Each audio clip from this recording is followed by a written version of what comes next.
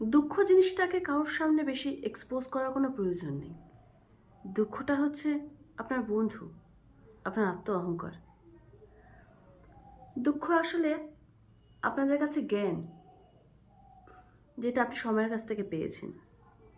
দুঃখটাকে যদি বেশি এক্সপোজ করেন তাহলে লোকে আপনাকে সস্তা মনে করবে। আপনি পাঁচজনের সঙ্গে মিশবেন, তাদের মনের কথাটা বলবেন, হুট করে কেঁদে ফেলবেন। ইতিবাচক যা আছে মনের ভেতরে তারা সবই বুঝতে পারবে, তারা তাদের মতামত দেবে, সেটা শুনে আপনার মন খারাপ হবে। কোনো প্রয়োজন নেই। যা আছে আপনার মনের মধ্যে রাখুন, সময়ের থেকে শিক্ষা নিন। আর সব থেকে বড় কথা, আপনার দুঃখটা আপনারই। সামনের মানুষ হয়তো সাময়িক সময়ের জন্য শুনতে পারবে, কিন্তু আপনার দুঃখের ভাগ নিতে পারবে না, আপনার চোখের জলের ভাগ নিতে পারবে না। তাই এই দুঃখ জিনিসটাকে এক্সপোজ না করে নিজের কাছে জমিয়ে রাখুন, কারণ সে হচ্ছে আপনার শিক্ষাগুরু।